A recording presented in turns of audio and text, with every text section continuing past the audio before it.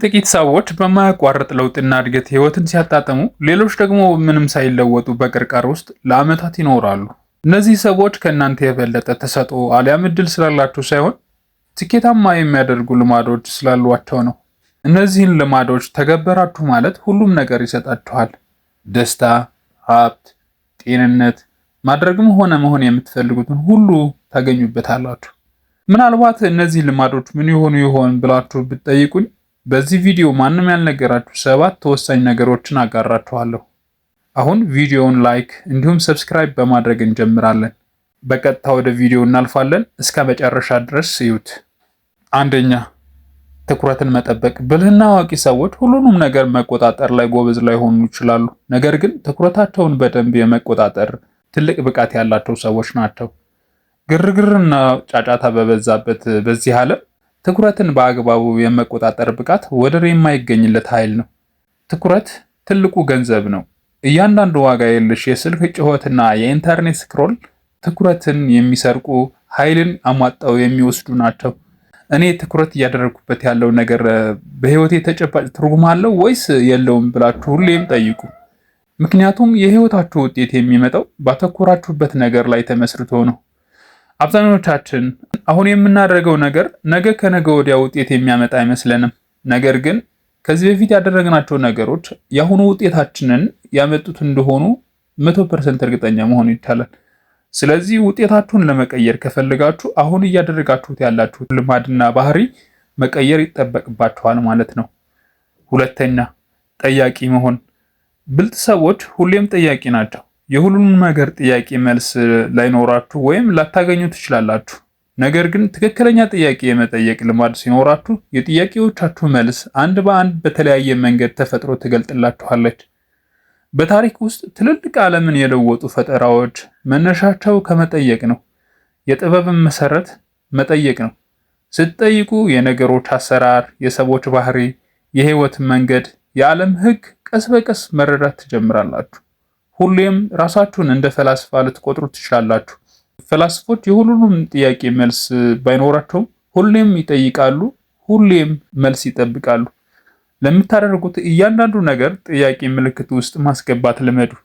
እንደዚህ ከሆነ በልማድና በባህል ከዚህ በፊት የምታውቋቸውን ነገሮች እንደ አዲስ መጠየቅ እንዲሁም እንደ አዲስ እውነታውን መፈተሽ ትጀምራላችሁ። ቀስ በቀስ እውነተኛው ነገር ላይ ትደርሳላችሁ። በህይወትም ጥሩ ባህሪ፣ ጥሩ ልማድ ታዳብራላችሁ። ሶስተኛ፣ መርጦ ማንበብ። ስኬታማና ብልህ ሰዎች ሁሉንም ነገር የሚያጋብሱ ሳይሆኑ መርጠው የሚያነቡ፣ መርጠው የሚናገሩ ናቸው። ማንበብ ሁሉ አንድ አይደለም። እናንተን ወደ ተሻለ አስተሳሰብ፣ አመለካከት እና ህይወት የሚመሯችሁ ብቻ ጠቃሚ መጽሐፍቶችን የማንበብ ልማድ ብታዳብሩ ውጤታችሁ እየተሻሻለ ይሄዳል። አስተሳሰባችሁን፣ ስሜታችሁን፣ ልማዶቻችሁን፣ ድርጊቶቻችሁን እንዲሁም ውጤቶቻችሁን ወደ ተሻለ ደረጃ ከፍ የሚያደርጉ መጽሐፍቶች እንዲሁም ቪዲዮዎች፣ ለምሳሌ እንደዚህኛው አይነት ቪዲዮ ማለት ነው ህይወታችሁ ቀስ በቀስ መለወጥ ይጀምራል። ለ10 ደቂቃ ጥሩ መጽሐፍ በቋሚነት የማንበብ ልማድ ቢኖራችሁ ቀስ በቀስ ህይወትን፣ ሰዎችን፣ ዓለምን የምታዩበት መነጽር በእጅጉ ይቀየራል። አራተኛ፣ ጥሩ ጓደኛ መምረጥ። አካባቢ ከዘረመረ በላይ ሰዎችን በአዎንታም ሆነ በአሉታ የመለወጥ ወይም የመቅረጽ ትልቅ ኃይል አለው። የእናንተ ጓደኞች መጥፎ ባህሪ ካለባቸው እናንተም መጥፎ የመሆናችሁ ጥያቄ ግልጽ ነው። የጓደኞችህን ባህሪ ንገረኝና ያንተን ባህሪ ልንገርህ ይባላል። አዋዋላችሁ፣ አካሄዳችሁ የምትመርጡ ከሆነ በሂደት የእናንተን ባህሪ ይገነባል። በአዎንታም ሆነ በአሉታ ማለት ነው። አብረዋችሁ ያሉት ጓደኞች እናንተን የሚያበረታቱ ወደ ተሻለ ደረጃ እንድትደርሱ የሚያደርጉ ናቸው ወይስ እናንተን ዝቅ ዝቅ የሚያደርጓችሁ ከዓላማችሁ ወደኋላ የሚጎትቷችሁ ናቸው? አሁን ግራና ቀኝ አይታችሁ በዙሪያችሁ ያሉት እነማን ናቸው ብላችሁ ማየት ጀምሩ። በህይወታችሁ አካባቢያችሁ ያሉ ሰዎችን መምረጥ ስትጀምሩ፣ ከዓላማችሁ ጋር የሚሄዱ ማየት ስትጀምሩ ስኬታችሁ በፍጥነት ማደግ ይጀምራል።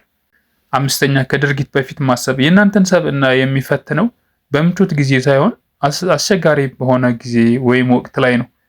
ደስተኛ ስትሆኑ ሳይሆን የሚያናድድ ሁኔታ ላይ በምትሆኑበት አጣብቂኝ ጊዜ ላይ የምታሳዩት ወይም የምታንጸባርቁት ባህሪ ወይም ጠባይ የእናንተን እውነተኛ ባህሪ ቁልጭ አድርጎ ያሳያል።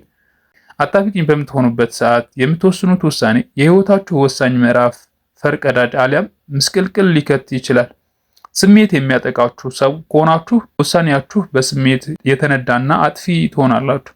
የተረጋጋና ብልህ ሰው ከሆናችሁ ደግሞ በአብዛኛው ምክንያታዊ ግራና ቀኝ አይታችሁ ውጤታማ የሆነ ውሳኔ የመወሰን ልማድ ይኖራችኋል ማለት ነው። ስድስተኛ ከመፍረድ ይልቅ መረዳት። አብዛኛው ሰው ቶሎ ይፈርዳል፣ ብልህ ሰዎች ደግሞ ለመረዳት ይሞክራሉ። በሰዎች ላይ ለመፍረድ መቸኮል አእምሮን ይዘጋል። ሰዎችን ለመረዳት መሞከር ደግሞ አእምሮን ክፍት ያደርጋል። ሁሌም ከኛ ሀሳብ፣ ስሜት እና ድርጊት ጋር የሚመሳሰል እንጂ ተቃራኒ ለሆኑ ነገሮች የማስተናገድ ያለን ቦታ በጣም ውስን ነው። ይህም የሰው ልጆች ከራሳቸው የተለየ ነገር ሲገጥማቸው ትክክለኛ አሊያም ተቀባይነት የለውም ብለው ስለሚያስቡ ነው። ሁሌም ቢሆን ከሳጥኑ ወጥተን እኛ ከምናውቀው ውጭ ያሉት ባህሎች፣ ልማዶች፣ ድርጊቶችና አስተሳሰቦች ለመረዳት ለማወቅ እንዲሁም አእምሮችንን ክፍት ማድረግ ከፍርደ ገምድልነት ከአእምሮ ጠባብነት ይጠብቀናል። ሰባተኛ በየቀኑ 1% መሻሻል። ስኬታማ ሰዎች በየቀኑ ራስን በማሻሻል የሚያምኑ ናቸው። ስኬት የአንድ ሌሊት ውጤት ሳይሆን የዕለት ተዕለት የማያቋርጥ ትንንሽ ለውጦች ውጤት ነው። በትንሹ ነገር ግን ሁሌ መማር፣ ማንበብ፣ መሻሻል እና ራስን መገምገም ተጠራቅሞ የስኬት ማማ ላይ ያስቀምጣል። ሮም በአንድ ሌሊት እንዳልተገነባች ሁሉ የሰው ልጅ የስኬት ማንነትም የሚገነባው በብዙ ውጣ ውረድ፣ በመውደቅ በመነሳት የህይወት ተሞክሮ እንዲሁም በማያቆም የዕለት ተዕለት ራስ ላይ በመስራትና በመሻሻል ውስጥ ነው። ትንንሽ ለውጦች ሲባዛ በጊዜ እኩል ይሆናል ትልቅ ማንነት። ውጤታችንን የሚመጣው በአንድ ሌሊት እንዲሁም በአጭር ጊዜ በአጭር ዓመት ሳይሆን በሂደት የሚገነባ ነው። የህይወት መርሃችሁ ሁሌም መማር፣ ሁሌም መሻሻል ብታደርጉ ስኬት በእጃችሁ ትሆናለች። መልካም ጊዜ ተመኘው። ቻው።